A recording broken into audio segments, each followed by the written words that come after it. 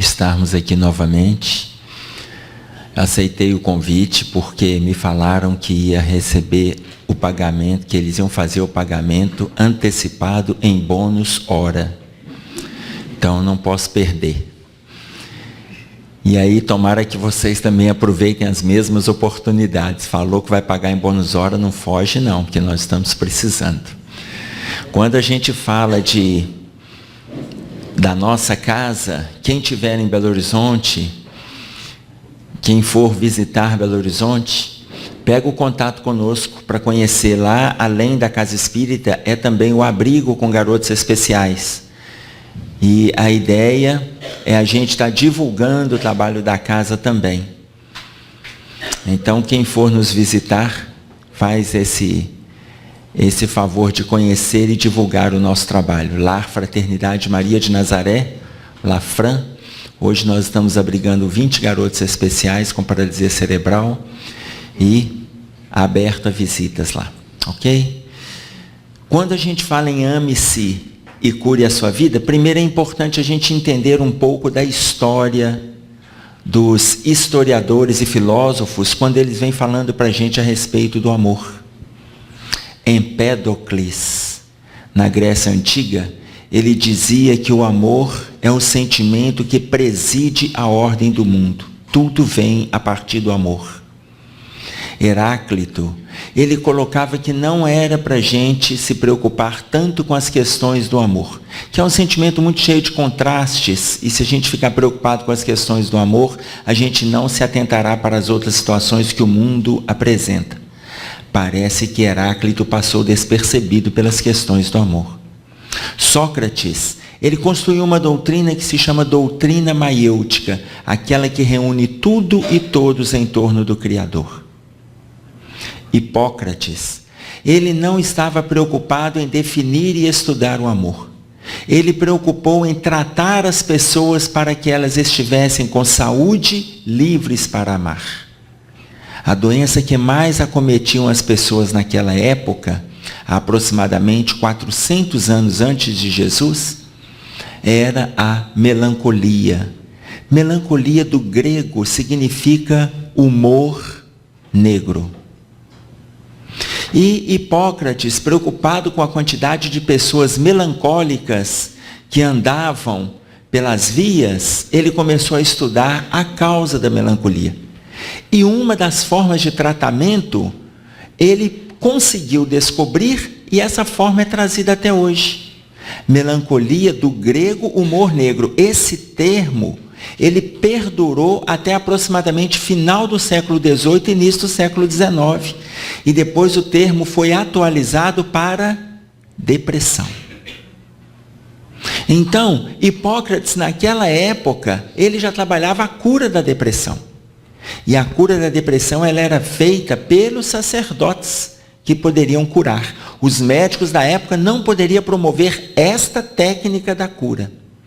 A cura era assim: pegava o paciente que estava melancólico, ou seja, deprimido, levava o paciente até o alto de um penhasco de aproximadamente 200 metros de altura, mais ou menos um prédio de 40 andares, e aí empurrava a pessoa no mar. Se ela saísse nadando, ela estava curada de depressão. Não era bacana a técnica dele? Mas se ela morresse, ela morreu de depressão. Então, quem poderia promover essa cura eram só os médicos da época, eram só os sacerdotes da época. Os médicos não podiam. Por quê? Porque os sacerdotes faziam isso em nome de Deus. Se a pessoa morresse na queda, foi em nome de Deus. Aí já me perguntaram assim: Emerson, você tem informação de quantos saíram nadando? Não. Tem não. Mas eu tenho a impressão que quem saiu nadando desenvolveu depois a síndrome de pânico. Né? Ou, futuramente, acrofobia, medo de altura. Enfim, essa técnica perdura até os dias atuais. Hoje nós não temos tratamento que promove, não precisa de empurrar uma pessoa, mas não existe uma técnica de tratamento assim. Qual o nome da técnica? Suicídio não é técnica, é morte mesmo. Suicídio não é técnica de tratamento nenhum. Sabe o nome da técnica? Eletroconvulsoterapia ou o eletrochoque, tá? Que é o choque na pessoa para ela despertar, para o espírito despertar. Nós vamos ter em Transtornos da Obsessão, Manuel Filomeno de Miranda colocando no capítulo Episódio Depressivo sobre a eletroconvulsoterapia. Espíritos que estão adormecidos no corpo físico, em quadros depressivos, desencarnaram assim, continuam deprimidos no plano espiritual e acham que se desencarnar deprimido vai melhorar. Ah não, quando eu chegar lá, meu mentor conversa comigo, me explica por que eu estou assim, eu melhoro. E não, até parece que o mentor está esperando a gente, né? Que não é assim que funciona. As mesmas técnicas que nós temos aqui existem lá também. Lá com um pouco mais, com muito mais de aprofundamento, mas lá tem passe, lá tem palestras, lá tem o diálogo, tem atendimento fraterno. Nós temos aqui. A pessoa aqui não se envolve. Como que lá ela vai se envolver? Por que desencarnada ela já vai começar a tratar? E é tão grave este quadro, e olha que Hipócrates estudou isso desde 400 anos antes de Jesus. É tão grave este quadro que nós temos aproximadamente 72% das pessoas que desencarnam por suicídio estão no quadro de depressão. 72%. 13% são pessoas envolvidas com o álcool. 8% são as pessoas que estão em quadros psiquiátricos, principalmente quadros de esquizofrenia. E 7% aqueles quadros que não têm relato. Como diz o sociólogo francês Émile Durkheim, no seu livro O Suicídio, ele chama de suicídio anômico, aquele que não tem regras. Esses dados que eu passei, eles estão num livro que se chama Quem Ama Não Adoece, de um cardiologista, que é Marco Aurélio Dias da Silva, da editora Bestseller. Nesse livro, ele passa esses dados. Então, vocês imaginem, eu estou dando um exemplo, uma pincelada simples no transtorno depressivo, mas vocês estarão estudando há alguns dias apenas, daqui a alguns dias.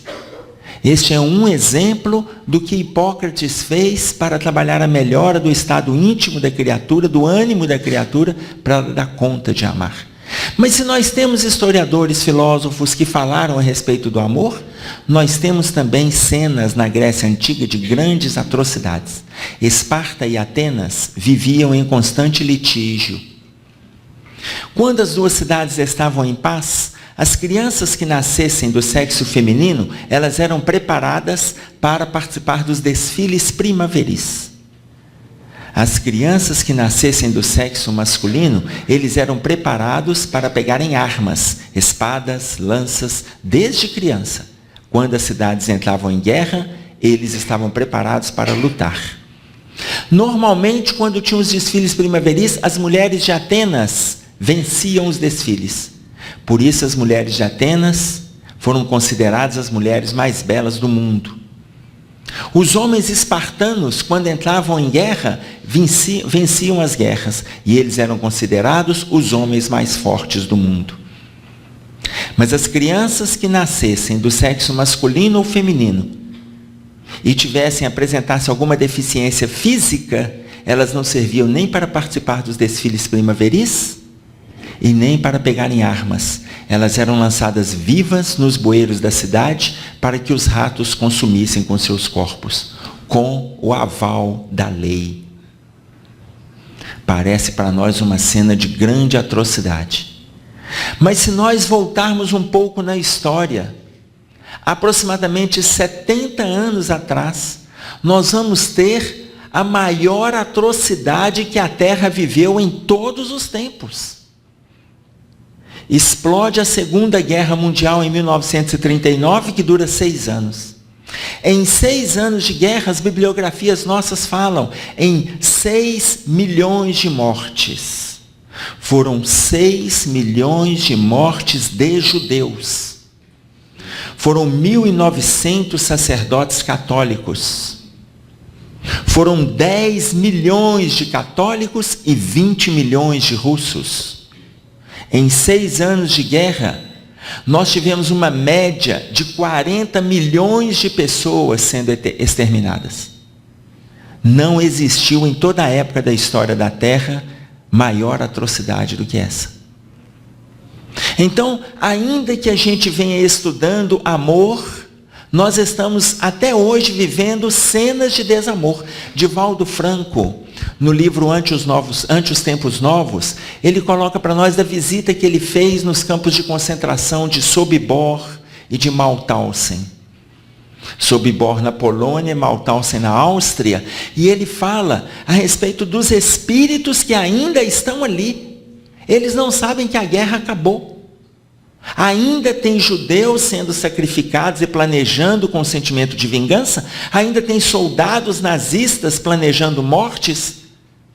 Ainda existem centenas de espíritos que não sabem que a guerra acabou e estão desenhando a vingança nos seus corações. Quando o Divaldo começa a ver os instrumentos de tortura que ainda estão ali nos campos de concentração, evidência do lado espiritual. Ele olha todas aquelas cenas de atrocidade e fala assim: que monstros. Joana de Ângeles ao lado dele diz: são homens, meu filho, são homens. Repetindo que naquele momento estavam eles trabalhando as cenas de desamor. No livro Nosso Lar, André Luiz vai conversar com o ministro Benevenuto. E o ministro Benevenuto vem na Terra para resgatar os militares alemães que estavam em condições de serem resgatados. Na hora que os militares desencarnavam, eles viram, André Luiz perguntou para ele qual a maior dificuldade que ele teve para resgatar os militares. E ele colocou assim: eles nos veem, o ministro Benevenuto e a equipe, eles nos veem, mas se assustam, porque não tem nenhuma crença do lado religioso e acham que nós somos fantasmas ou assombrações. E em vez de se aproximar, eles fogem. Então a gente deixou de ajudar milhares de pessoas porque não tinham nenhuma crença para o lado da vida, para o outro lado da vida. Então, se nós temos cenas de atrocidades, temos também cenas de amor. Felipe Pinel, no século XIX, quando ele assumiu a direção do Hospital de La Bicêtre em Paris, ele colocou, a primeira providência que ele tomou foi desacorrentar os loucos. O conselho do hospital reuniu imediatamente, era o médico mais jovem que estava assumindo a direção do hospital pela primeira vez. E a primeira providência é desacorrentar os loucos. Nos porões do hospital haviam pilastras de sustentação, aonde aqueles casos irremediáveis ficavam acorrentados, aguardando a morte. E aí a primeira providência que Felipe Pinel fez foi desacorrentá-los. Chamaram Felipe Pinel e conversaram com ele. Se ele também estava enlouquecendo, o que ele estava fazendo? E aí ele respondeu: eu vou desacorrentá-los.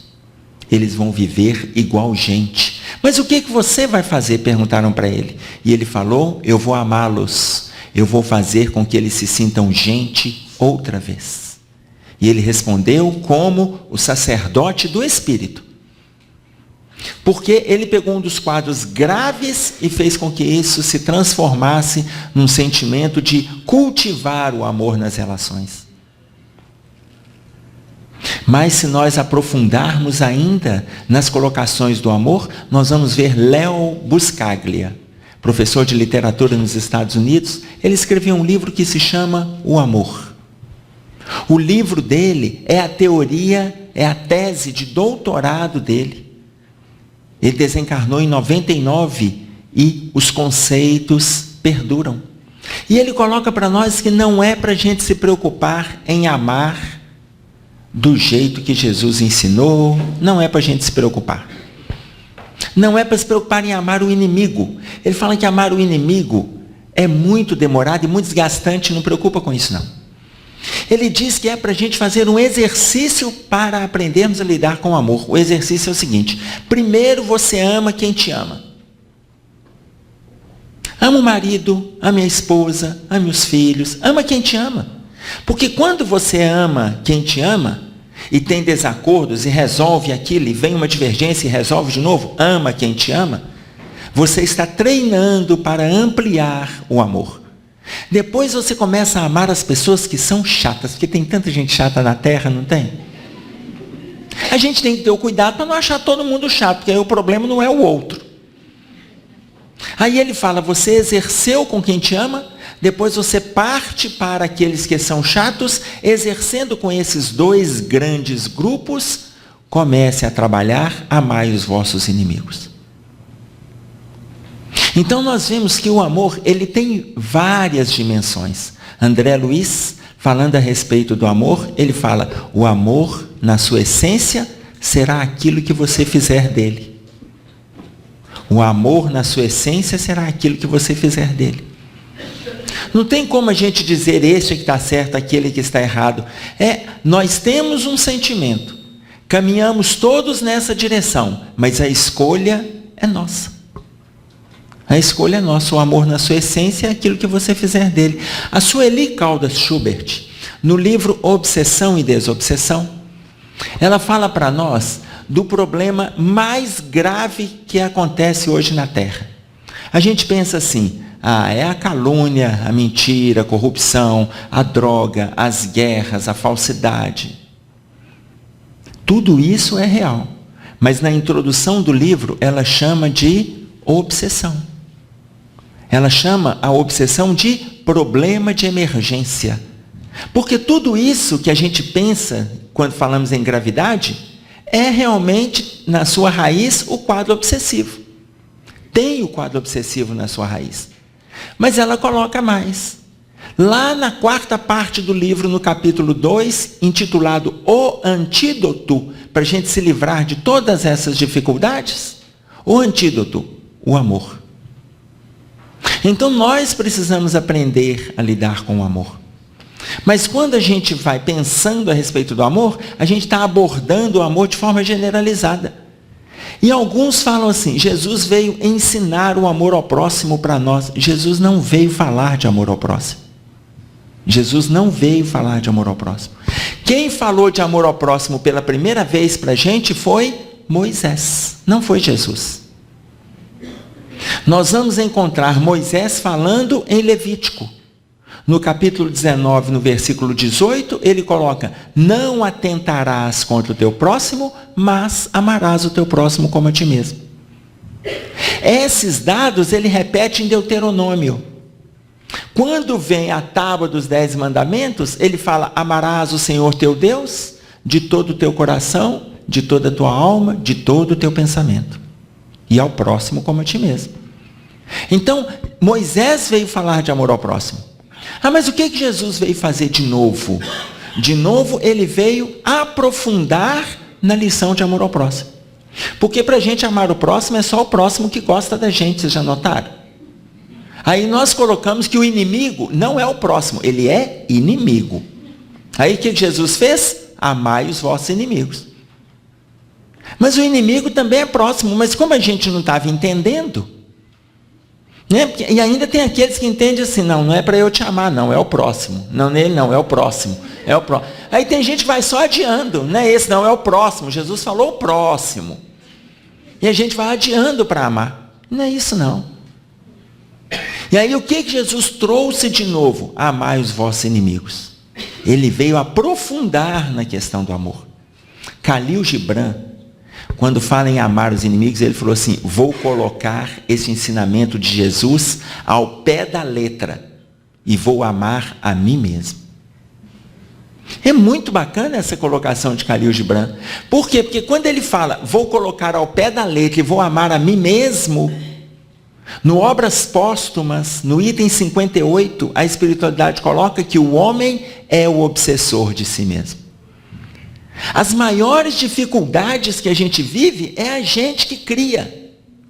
Nós é quem temos o hábito de responsabilizar alguém, mas as maiores a gente mesmo cria. Nós estamos tão habituados a responsabilizar alguém pelos nossos desenganos que Jean-Paul Sartre coloca para nós num texto: o inferno são os outros. Se alguma coisa dá errado, a culpa é de alguém. Se por um acaso a gente bate o carro, a culpa é. Se a gente chega atrasado, a culpa é. Se eu não estou bem de saúde, mas também lá em casa, a gente está sempre responsabilizando alguém. Por isso é que Sartre fala que o inferno são os outros. Aí nós temos que aprender que o inferno não são os outros. O inferno é um estado íntimo que a gente alimenta. Tanto que Obras Póstumas, a espiritualidade coloca: o homem é o obsessor de si mesmo. Quando coloca que nós somos obsessores de nós mesmos, aí vem o ensinamento de Jesus, que é: amai os vossos inimigos, ame-se. No livro Reforma Íntima Sem Martírio, a Hermance Dufour coloca para nós rendermos homenagem ao homem velho. Eu sou hoje o resultado do que eu plantei ontem. Ame-se. Faz um movimento de auto-amor. E se você errar, reconheça que errou, faça um movimento de autoconhecimento para dar conta de se amar. Errar, todo mundo erra. Mas se a gente começar a se punir porque cometeu este ou aquele erro, nós estamos deixando de nos conhecer, consequentemente deixando de nos melhorar. Tanto que a Joana de Ângeles tem uma mensagem que se chama Perdoa-te. Ela nem está falando de perdoar o próximo, não. Perdoa-te, perdoe a si mesmo. Por quê? Porque é um movimento do auto-amor. Agora, Jesus também fala que ele não veio destruir a lei. Porque a lei é a lei de amor. Que é o título do Evangelho segundo o Espiritismo, capítulo 1, não vim destruir a lei. Esse título é uma fala de Jesus. Se nós pegarmos Mateus, no capítulo 5, o capítulo 5, 6 e 7, está trazendo para nós o Sermão da Montanha. O Sermão da Montanha de Mateus é o mais completo dos evangelistas. O Evangelho de Mateus é o mais completo de todos os evangelistas. Porque Mateus teve o cuidado de escrever coisas enquanto Jesus falava, ele registrava. Enquanto Jesus falava. Para a gente ter uma segurança em relação a essa informação, basta nós observarmos uma conversa que tem no livro Paulo e Estevão, quando aquele jovem Gesiel vai conversar com Pedro, lembram? E Gesiel depois, Pedro dá para ele um outro nome. Qual o nome? Estevão, para fugir das perseguições. E aí Pedro começa a falar com ele, que Jesus já veio, o que tinha acontecido, que ele tinha sido crucificado, que as pessoas não entenderam. Aí o Estevão, que é o Gesiel, pergunta assim: mas como ele veio e eu não fiquei sabendo de nada? Eu não conheci nada? Ah, você estava no interior, as informações não chegaram até lá. Aí olha a pergunta de Gesiel: mas não tem nada escrito? Ele não deixou nada escrito? Pedro fala com ele assim: me espera um pouco, adentra-se para a casa do caminho e busca os primeiros pergaminhos escritos por Mateus. E Pedro fala com ele. Mateus estava registrando a vinda de Jesus, e isto era ano 35. E Gesiel começa a estudar aqueles primeiros pergaminhos. Mateus conclui o evangelho dele no ano 39 em aramaico, que era a língua que Jesus falava. Vocês sabem qual país aproxima um pouquinho mais do aramaico na língua? A Arábia Saudita. Mas muito longe, mas é o que lembra o aramaico. Os outros não escreveram em aramaico, escreveram em Roma e em grego. Mateus escreveu em aramaico e em Jerusalém. Ali ele ficou escrevendo até ficar tudo pronto. Então ali no Sermão da Montanha, no capítulo 5, no versículo 17, Jesus fala: não vim destruir a lei, eu vim cumprir a lei. Ele veio cumprir. Mas nós vamos encontrar um diálogo dele com os escribas, e ele chega e fala assim: mestre, qual é o maior mandamento da lei? E ele repete o que Moisés tinha colocado: amar a Deus sobre todas as coisas, e o segundo, ao próximo como a ti mesmo. Jesus complementa. Nós vamos encontrar isso no capítulo 22, nos versículos 37, 8 e 9, que ele fala: amar a Deus sobre todas as coisas, de toda a tua alma, de todo o teu pensamento, e o segundo, não menor do que este, amai o próximo como a ti mesmo. Então a gente vê que o Cristo, ele veio completar o amar o próximo como a ti mesmo, que é amar os inimigos. O maior inimigo nosso é a gente mesmo. A gente já sabe uma série de coisas que a gente tem que fazer. Olha a dificuldade da gente se amar. A gente já sabe uma série de coisas. Só que a gente não faz. Eu sei que eu tenho que tomar umas decisões. E aí a pessoa não toma as decisões. E vai adiando. Nossa, eu vou ter que conversar com fulano sobre isso. E não conversa. Eu vou ter que chamar meu filho. E não chama. Eu vou ter que sentar com meu marido. E não assenta. E vai acumulando aquele mal-estar. Daí a pouco ela vai desenvolver uma dor de cabeça. Por quê? Porque ela tem que tomar decisões e não toma. E a leitura corporal coloca para nós que a dor de cabeça é o resultado da nossa caminhada. Quando a gente tem que tomar decisões e não toma, a gente sabe o que precisa fazer e não faz, a gente sabe que tem que resolver e não resolve, a gente vai ficando com aquilo na nossa cabeça, daí a pouco desenvolve a dor de cabeça. Mas aí eu estou dando um exemplo simples. Se nós pegarmos a pergunta de número 96 do livro O Consolador, o Chico pergunta para o Emmanuel sobre a causa de todas as doenças. E o Emmanuel responde: a causa de todas as doenças está no espírito. A causa de tudo está no espírito. Aí o Chico fala com ele assim: mas e a farmacopeia? Os medicamentos, eles não estão aí para resolver? Ele coloca: a farmacopeia é uma bênção de Deus para aliviar as criaturas da questão física, para darem conta de trabalhar o seu quadro moral e melhorarem espiritualmente. Está para nos aliviar.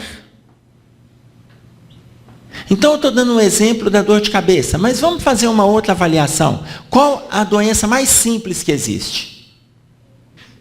Gripe. Você vê que já tem vacina contra a gripe. A vacina, ela atinge até 70% do vírus. Os outros 30% é nosso. Aí só de eu falar já tem gente espirrando. Os outros 30% é nosso. Você imagina, por que 70%? Porque como o vírus ele é mutante, vai depender também do nosso estado íntimo. Porque senão, como é que a gente vai explicar? Porque tem aquela história assim: nossa, mãe, gripe pega. Não me abraça não, porque gripe pega. Aí você imagina, o marido está lá gripado, ruim, espirrando, tossindo, o nariz daqui é tamanho. E a esposa deita do lado dele todo dia, quarto fechado, janela fechada. Ela não gripa não. Só ele que gripa. Ele fica uma semana naquele estado. Mas por que ela não gripou? Porque ela está num bom estado de equilíbrio, de sintonia.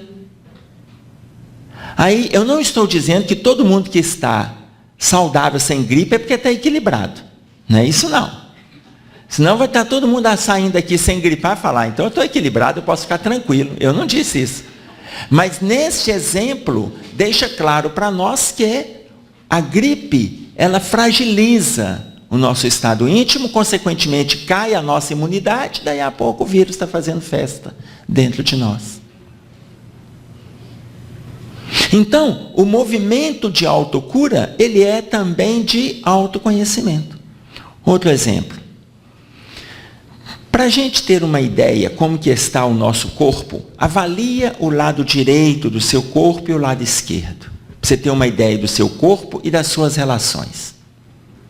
Quando o lado direito do seu corpo dói, seja o ombro, a cabeça, o cotovelo, o tornozelo, se é dor do lado direito, avalia como está a sua relação com as pessoas, se a dor é do lado direito.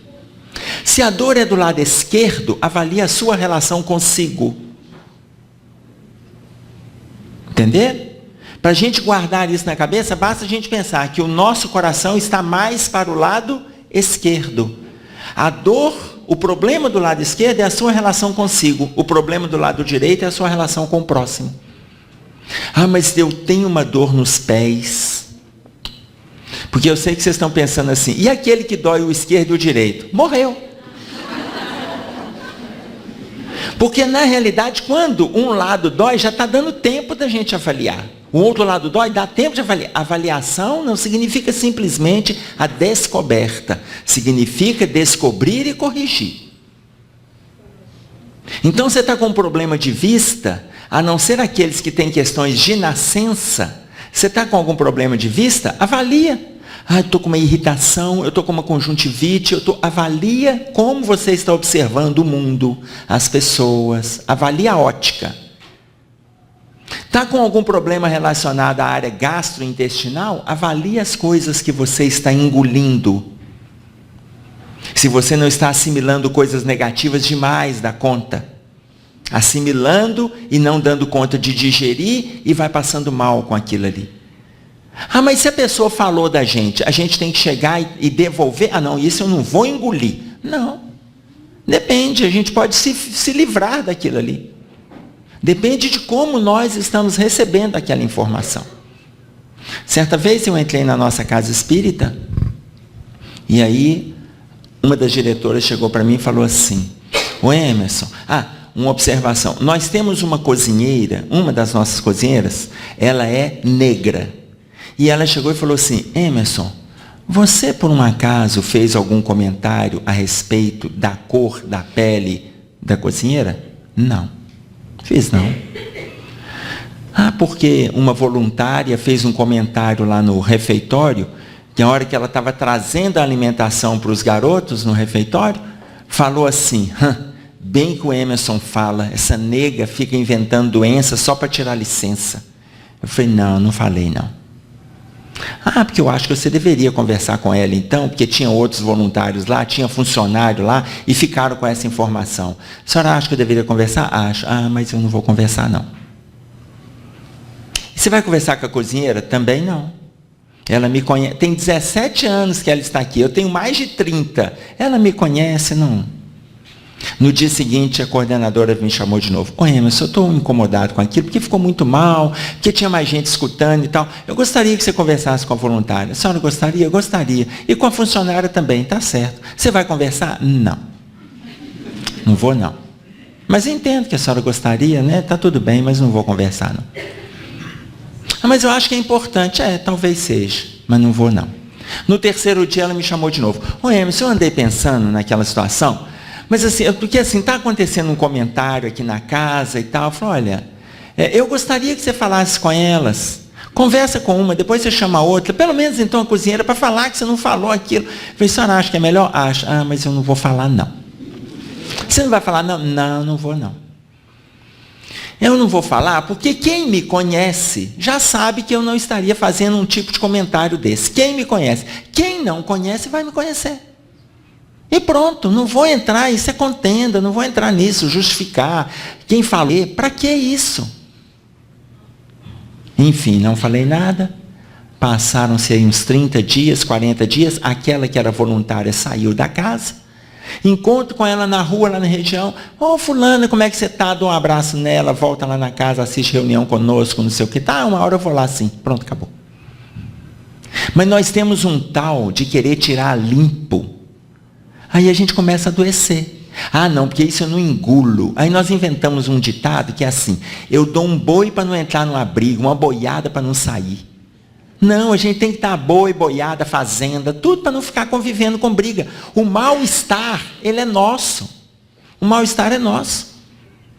Então, se a gente já está com dificuldade de atendermos-nos nas nossas necessidades de melhora, de crescimento, a gente ainda vai construir com o outro. Por isso é que Obras Póstumas coloca que o homem é o obsessor de si mesmo. A gente se adoece. A gente se adoece. Agora, quando a gente não se adoece nessas situações, tem outras. Eu tenho um amigo que ele estava descendo numa região alta lá de Belo Horizonte com uma colega de trabalho e ela vinha falando de doença. Ela fala, você viu fulano? Pois é, tirou licença, está lá.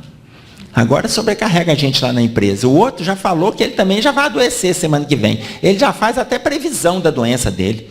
Falou que não está aguentando mais, que ele vai adoecer e tal, todo mundo adoece e tal. Esse amigo que é espiritualista, ele chegou e falou assim, nossa, eu tenho que mudar a maneira dela de pensar. Só fala de doença.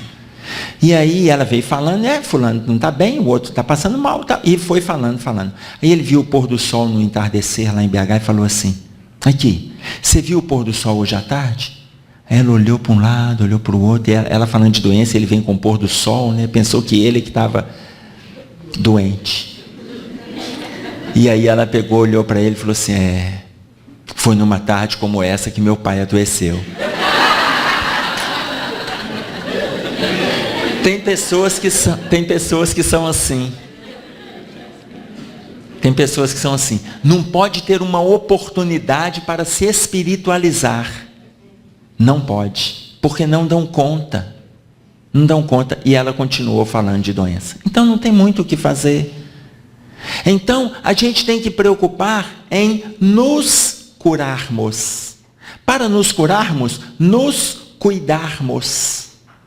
Tanto que a Joana de Ângeles diz assim, se a gente der conta de se salvar nessa encarnação, já está de bom tamanho. A gente está preocupado em salvar a esposa, o marido, o filho, a genra, a nora, a sogra, não, a sogra não, o sogro, o primo. A gente fica preocupado em salvar todo mundo. E a Joana de Ângeles fala assim, preocupe em salvar a si mesmo. Preocupe em salvar a si mesmo. Então, se a doença chegar, aparecer uma dor do lado direito do corpo, avalia. É no braço? Como que está a sua relação com as pessoas? Como que está a sua relação de doação? Como que está o seu envolvimento com o trabalho? É o braço que está doendo. São as mãos? Como que está o seu contato com as pessoas? É a mão do lado direito? É o seu contato com as pessoas. É a mão do lado esquerdo? É o seu contato consigo. Mas todas as doenças, eu estou colocando uma avaliação emocional, uma avaliação espiritual. Claro que isso exige aprofundamentos, mas quando ela passa para o corpo, já é uma somatização.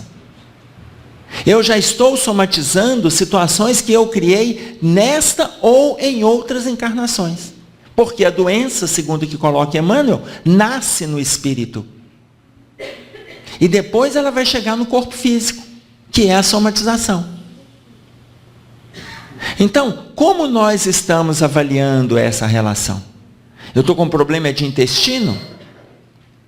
Eu tenho problema de estômago? É problema de joelho? Como que está a minha caminhada? É do meu lado esquerdo? Como que está a minha caminhada comigo? É o meu braço esquerdo? Como que estão os contatos sociais nas minhas relações? Não de doação, mas eu comigo. Avaliemo-nos. Porque se a causa está no espírito, o movimento ele é de autoavaliação.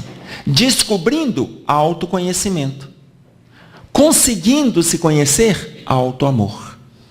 Então é autoavaliação, autoconhecimento e autoamor. Não tem como a gente se amar se a gente não se ajudar. Tem gente que fala assim, eu não tenho fé que as coisas vão melhorar não. Mas quando você conversa com a pessoa, você vê que ela não tem fé nem nela. Então, como é que ela vai ter fé no país, nas pessoas? Não vai ter mesmo. Nós estamos com uma dificuldade de acreditar nas pessoas. Tem uma pesquisa que coloca que o Brasil é um dos países no mundo que mais desconfia do próximo. A nossa porcentagem de confiança no outro, ela está em 7%. 7%. 93% nas nossas relações, a gente desconfia do próximo. Noruega e Nova Zelândia são os países que estão no índice mais alto de confiança no próximo, que é 70%. Abaixo da gente ainda tem a Colômbia, que é 4% de confiança no próximo. Lá não se confia em ninguém. Então, olha, se a gente não está dando conta de confiar nas pessoas que a gente está elegendo para conviver conosco, o problema não está necessariamente no outro, o problema está comigo. Eu tenho que confiar em mim. Agora, se a doença chegar, olha o que o Emmanuel coloca para a gente no livro Perante Jesus. O capítulo se chama Remuneração Espiritual. Emmanuel diz assim: se a providência te chamar para o acerto de contas, se chegou a tua hora, e te encontra trabalhando em favor do próximo, manda a misericórdia, que esse tempo seja adiado de forma indeterminada. Se a providência chegar para o acerto de contas, seja uma doença, seja algo mais grave, seja a desencarnação, se te chama para o acerto de contas e te encontra trabalhando em favor do próximo, manda a misericórdia que esse ajuste seja adiado por tempo indeterminado. Olha a importância da gente estar trabalhando. Olha a importância da gente estar trabalhando. Fazer o melhor que a gente puder. O melhor que a gente puder. E aí eu costumo colocar o seguinte: sempre que eu vou em alguma palestra, ou visita, ou levar alguma criança para o hospital, ou acompanhar, sair do hospital, sempre que eu vou, eu peço a Deus assim: se tiver que acontecer alguma coisa comigo, que seja na volta, nunca na ida. Porque tem sempre gente esperando, tem aquele compromisso lá, mas que seja na volta. Mas eu converso com ele que seja na volta, mas ele sabe que quando eu estou voltando de um, eu já estou indo para outro. Então ele sabe que tem que ser na volta. Porque quando eu estiver voltando, na volta, eu vou, mas sempre na volta. Mas ele sabe que a minha volta é uma ida, não é necessariamente uma volta. Eu já estou indo. Ele, como ele sabe que é na volta. Então, a gente aproveitar as oportunidades que nós estamos recebendo aqui, porque nós não sabemos do nosso tempo. Isso é auto-amor. Agora, eu só dou conta de me curar se eu realmente me tratar nesse movimento autoavaliativo. O Chico Xavier estava psicografando.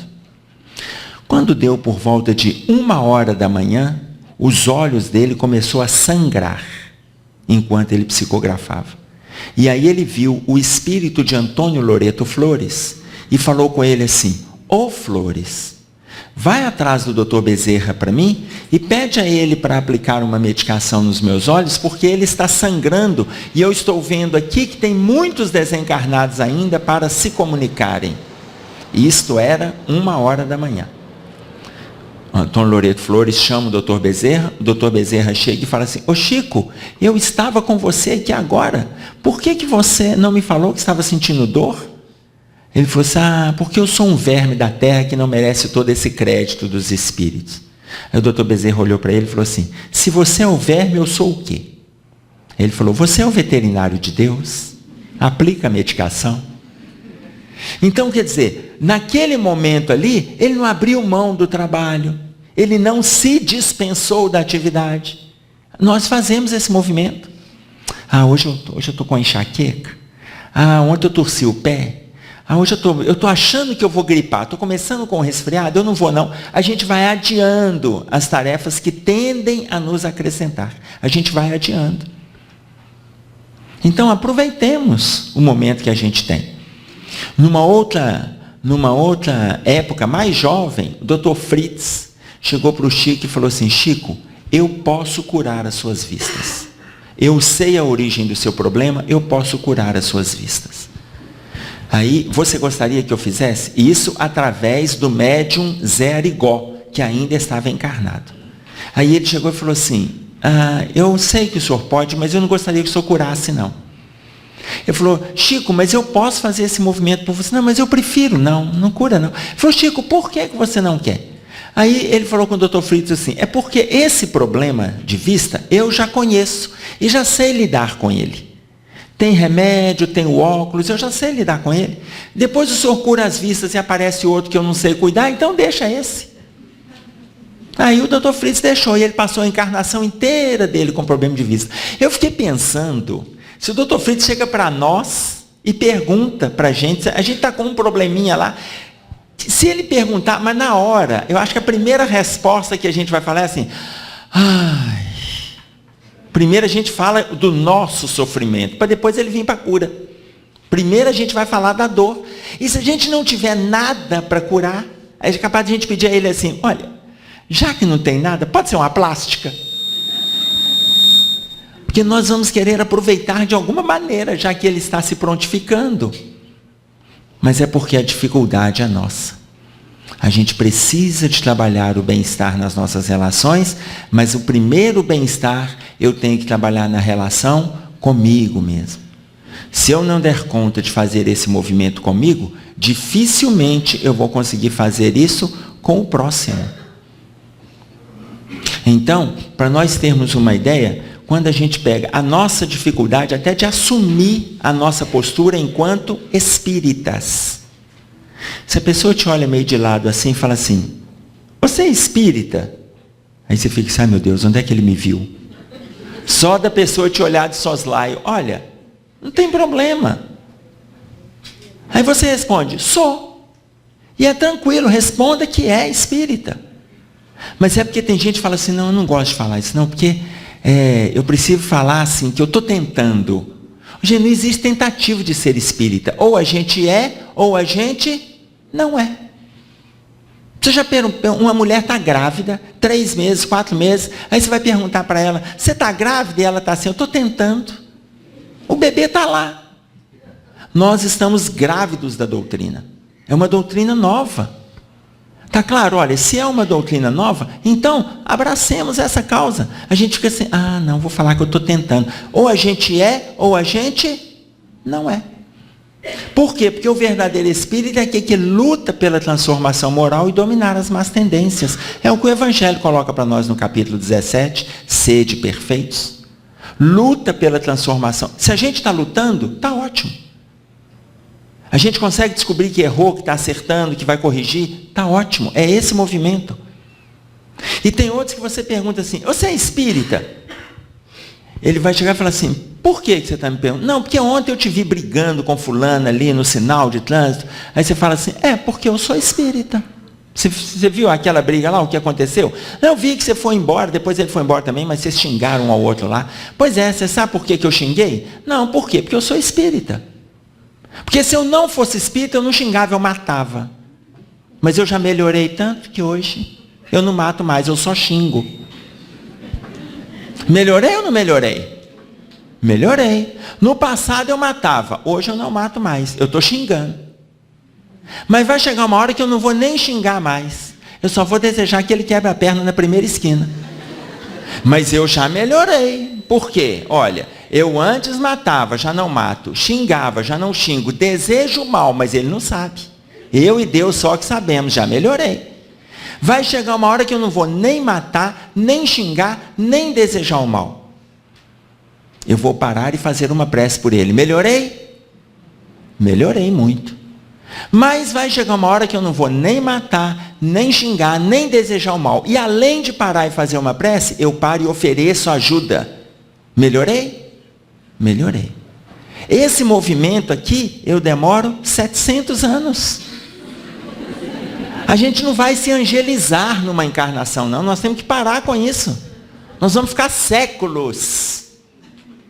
De uma hora para outra, a gente não faz o movimento de melhora. Não fazemos. O Livro dos Espíritos, na questão de número 192, discute este assunto.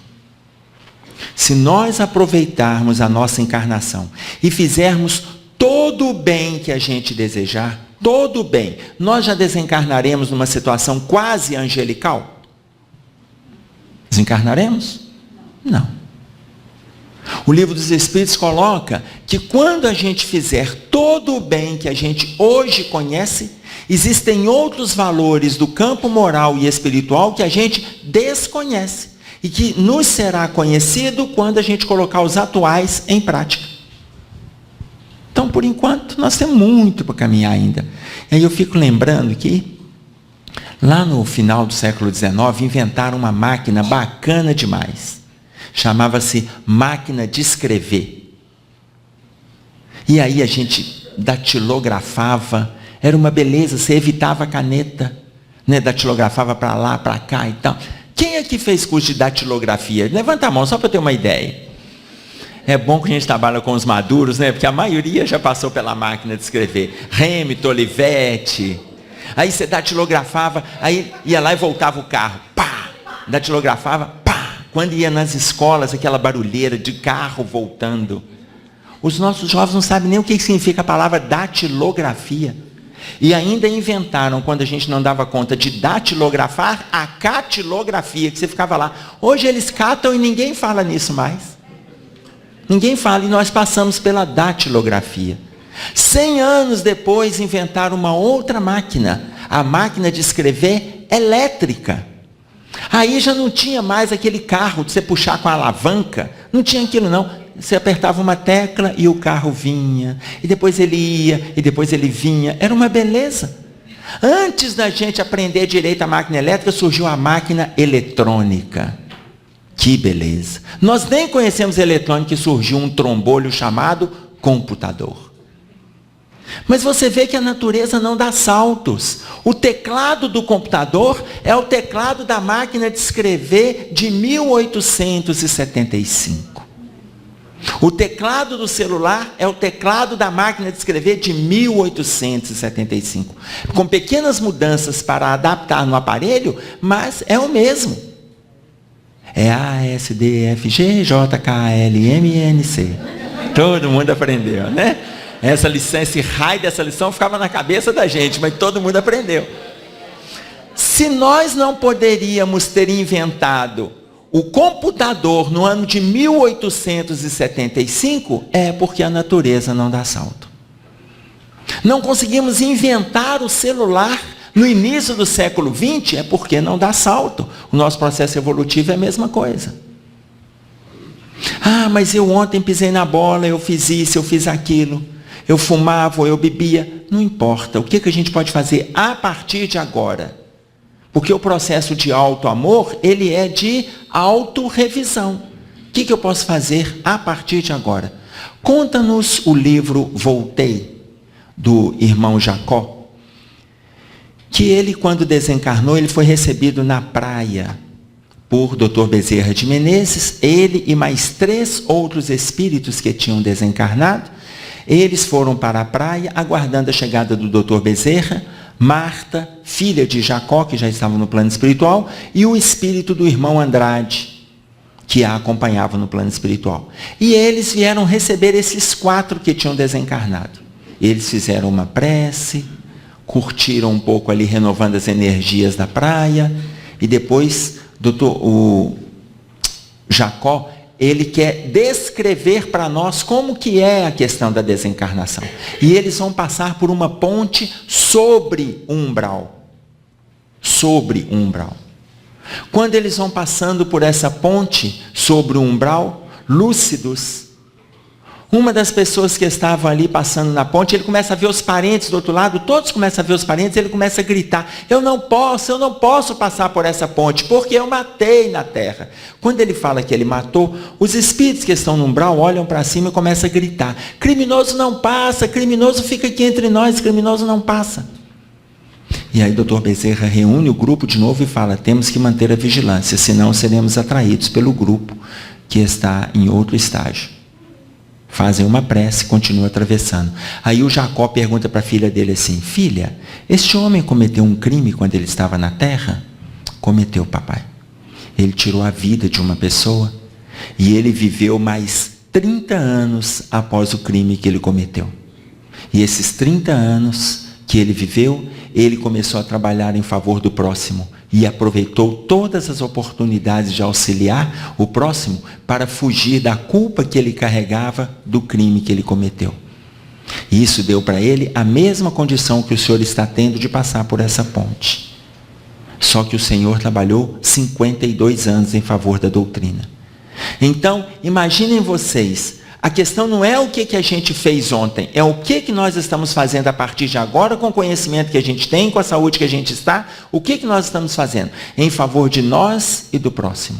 O que estamos fazendo? Porque o conhecimento está aí, esse nós já temos. Mas ele ainda está no campo da construção teórica. conta-nos a história que entre 1915 e 1917, nós tivemos uma das maiores atrocidades na Terra antes da Segunda Guerra Mundial. Foram quando turcos otomanos, adversários do cristianismo, entraram na Armênia, ceifando centenas de milhares de vidas de armenos cristãos. Quando os turcos otomanos entraram, eles começaram a sacrificar os armenos, começaram a estuprar e depois deportar aqueles que não estavam mortos. Os turcos otomanos, eles eram adeptos da seita de Otomã, que é um sultão que no século XIII, ele se consolidou como um grande adversário do Cristo.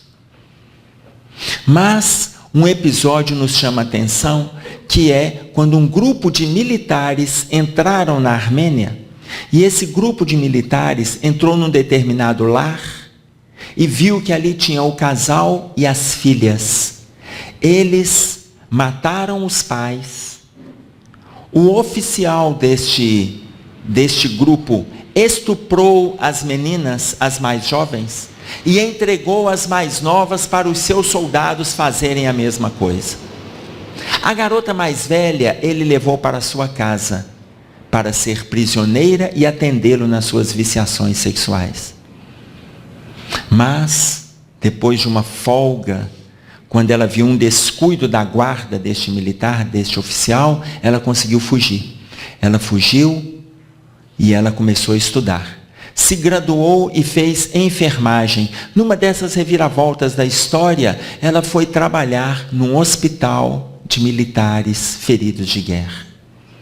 E no momento que ela estava ali recebendo os pacientes, o hospital já sem energia elétrica, em função da agressividade que estava sendo promovida na região, nas bombas, ela chegou e viu, colocando a lanterna no rosto de determinado paciente que chegava, que era o oficial que a tinha agredido e tinha agredido seus familiares e tinha ceifado a vida de seus pais. O médico veio acompanhando e ela veio com a papeleta anotando tudo que o médico falava. E o médico colocou, olha, este oficial, se ele não receber um atendimento singular, ele não vai resistir. O quadro dele é tão grave que ele vai precisar de um atendimento pessoal. Ela, olhando para ele e lembrando de todas as atrocidades que ele promoveu na família dela, ela começou a fazer este atendimento para aquele oficial. E começou a atendê-lo individualmente. No horário que era para terminar o trabalho, ela saía, registrava a saída dela e continuava ali acompanhando o oficial. No dia seguinte, ela chegava mais cedo. O primeiro leito que ela visitava era o dele. Acompanhava a medicação das outras enfermeiras, o que estavam fazendo, como que estavam cuidando. E o quanto ela pôde, ela cuidou dele. Quando esse oficial estava parcialmente restabelecido, ele chamou pelo médico e falou com o médico, olha, eu gostaria de te agradecer por aquilo que o senhor tem feito por mim, pelos meus colegas. Ele falou assim, olha, se o senhor deve gratidão a alguém, não é a mim que o senhor deve a gratidão. E ele chamou a enfermeira, declinou o nome dela. Quando ela chegou, o oficial olhou para ela e falou assim, mas eu te conheço. E aí ela falou com ele, de onde o senhor me conhece? Aí ele não conseguiu lembrar. E aí o médico falou assim, mas não é dos atendimentos aqui no hospital? Ele falou, não, eu tenho certeza que não. Não é daqui. Eu sei que eu te conheço. E aí ela olhando para ele falou assim, então eu vou te dizer, o senhor me conhece. O senhor me conhece porque o senhor entrou no meu lar, ceifou a vida dos meus pais, estuprou as minhas irmãs e as entregou para os teus soldados fazerem o mesmo. Me levou para a tua casa para atendê-lo nos teus deleites e nos teus desvarios sexuais. Eu consegui fugir. Fiz enfermagem e estou aqui. Impressionado com a narrativa dela, o oficial perguntou, por que você não me matou? Se eu fiz tudo isso com você, por que você não me matou? Ela olhou para ele e disse assim, porque sou uma armena cristã e estou lutando para colocar os ensinamentos de Jesus em prática, amai os vossos inimigos. E ainda que eu não dê conta de entender a profundidade deste amor, é o melhor que eu consigo fazer. Imaginemos que o nosso movimento hoje, ele é de amor. Imaginemos que as nossas relações hoje são relações de amor. Dr. Bezerra de Menezes coloca que o século XXI é o século do amor. Queiramos ou não, envolvemos-nos ou não, o século XXI é o século do amor. Teremos progressos na ciência, mas este é o século do amor. O século XX é que foi o século da ciência. Então, para nos envolvermos com o amor, amemo-nos. Porque quando a gente se ama, a gente trabalha um movimento de autocura e a gente fica preparado para ajudar aqueles que estão próximos da gente. Façamos o melhor pelo próximo, sem esquecer que fazendo o melhor por ele, estamos fazendo o melhor para nós também. Eu vou agradecer a paciência de vocês, tomara que tenham valido as nossas reflexões desta noite. Até uma volta, se Deus quiser.